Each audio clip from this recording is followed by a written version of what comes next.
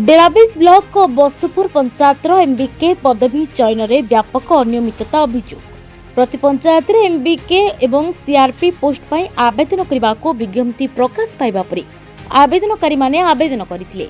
निर्धारित समय सीमा पहुंची आवेदन गुड़ी सरकार तरफ दिया गाइडलाइन अनुसार चयन प्रक्रिया आरंभ करा जायतिला। अभियोग अनुसार एमबीके चयन कमिटी द्वारा प्रार्थी चयन ठारू नहीं एमबीके चयन करने पर्यंत प्रतिटी प्रक्रिया चंचकतार गंध बारी हो पड़ुछि। प्रकृत शिक्षागत योग्यता थिबा प्रार्थी को बाद दे नकली सर्टिफिकेट देथिबा आवेदनकारी को एमबीके पदवी प्रदान नहीं आसीछि सांघातिक अभियोग। एई केलेंकारी रे मिशन शक्तिर बड़ बड़ अधिकारी समेत एक जाल सर्टिफिकेट तैयारी करुथबा राकेट सामिल होइछन्ति बोली चर्चा जोर धरिछि। तेबे ए नै अभियोगर फर्द लंबुथिबारु यह संदेह को आउरी घनीभूत करिछि। प्रथमे जरा बारीमूल एवं परे चांदोल पंचायत आउ ए बस्तुपुर पंचायत एमबीके पदवी चयन में अनियमितता नहीं अभियोग होइछि। जाल सर्टिफिकेट धारी चाकरी पाइले योग्य प्रार्थी कौन करेंगे ताकू नहीं विराट प्रश्नवाची सृष्टि होइछि। गोटे पर गोटे अभियोगर सत्यता सामना को आसिबा परे मध्य प्रशासन चुप बसिबा समस्त को आश्चर्यचकित करिछि।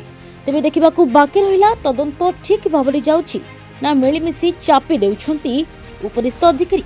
गोटे एमबीके गोटे पोस्ट बाहर तो पार्वती लेंका मोर माने मेरिट लिस्ट रे आम दी जनकर सेम थिला तो तांकू बयस अनुसार तांकू माने सिलेक्शन कराइला।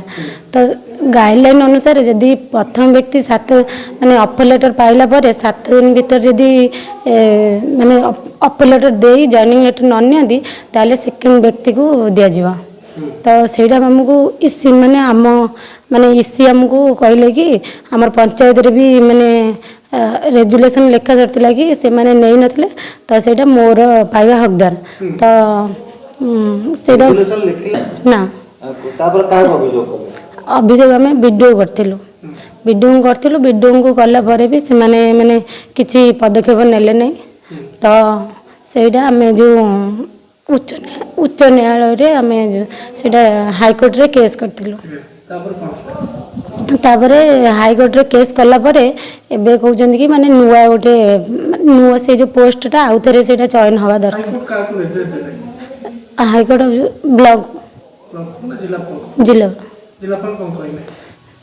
कहले कि जो आउ थरे सेटा हवा आउ थरे माने सेटा पद पे आउ थरे अप्लाई हवा।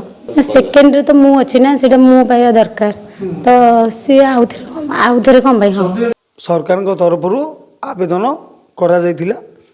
तेणु से बहुत संख्यक पिला आवेदन करथिले। से आम गाँव आमर जने झियारी हिसाब हे सी होचन लोपिता सेन प्लस आहरी बहुत संख्यक लोक देइथिले। तांको सहित थिले पार्वती लेंका आउ लोपिता सेन को मध्य रे जेहेतु मार्कसीट हिसाब करागला मार्कसीट हिसाब रे पार्वती लेंका आउ लोपिता सेन ए दी जनकर समांतर आसीगला। तेणु बयस अधिक योग्यरू तांकू पार्वती लेंका को दिया जायतिला एमबीके पद।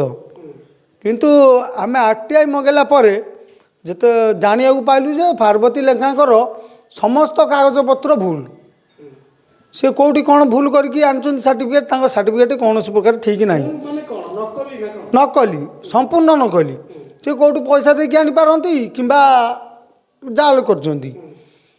तेणु लोपिता सेन पाया पई योग्य वर्तमान आमे जेतेबेले कोर्ट कलु सेतेबेले तांकू सरकार से पदरू हटै देले से पद तांकू दिया गला नहीं। वर्तमान पदवी फांका अछि किंतु आमर लोपिता सेन जेहेतु योग्य हिताधिकारी ता आमे सरकार को अनुरोध करुचु लोपिता सेन को से पदवी दिया जाऊ। प्लस पूर्व हिसाब अनुजाई पार्वती लेंकाकर भूल तथ्य देइथबारु सरकार कड़ा अनुष्ठान तांको प्रति कार्यानुष्ठान ग्रहण करंतु। ये सब जिनस विभ्रांतिकर तथ्य देइथबारु तांको प्रति कड़ा कार्यानुष्ठान अनुरोध कर। केन्द्रापड़ा अनित दास रिपोर्ट हिरांचल लाइव।